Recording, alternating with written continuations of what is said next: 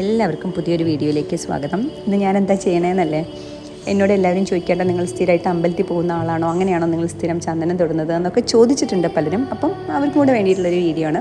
Actually ചന്ദനം തൊടാൻ അമ്പലത്തിൽ പോകേണ്ട ആവശ്യമില്ല, അങ്ങനെയല്ല ഞങ്ങളൊക്കെ ശീലിച്ചിരിക്കുന്നത്. ചെറുപ്പം തൊട്ടേ കുളി കഴിഞ്ഞ് വന്നാൽ വീട്ടിൽ ഇതുപോലൊരു കഷ്ണം ചന്ദനത്തിൻ്റെ ഉണ്ടാവും. നമ്മൾ കല്ലിലോ അല്ലെങ്കിൽ അമ്മിയുടെ സൈഡിലൊക്കെ അരച്ച് തൊടുന്ന ഒരു ശീലം. അതിൻ്റെ ഗുണവും ദോഷമൊന്നും അറിഞ്ഞിട്ടല്ല, അതങ്ങനെ ശീലിച്ചു. പിന്നീട് അതിന് ദോഷമില്ല എന്ന് മനസ്സിലാവുകയും നമ്മൾ ചെയ്ത കാര്യം നമ്മുടെ കുട്ടികളിലേക്ക് അത് കൊടുക്കുന്നത് അവർക്കും നല്ലതാണ് എന്നുള്ളതുകൊണ്ട് ചെയ്ത് തുടർന്ന് വരുന്ന ഒരു രീതിയാണ്. കുട്ടികൾ റെഡിയായിട്ട് സ്കൂളിലേക്ക് ഇറങ്ങാൻ നിൽക്കുമ്പോൾ ഡെയിലി ചെയ്യുന്ന ഒരു കാര്യമാണ് ചന്ദനം അരച്ച് അവർക്ക് തൊട്ട് കൊടുക്കും.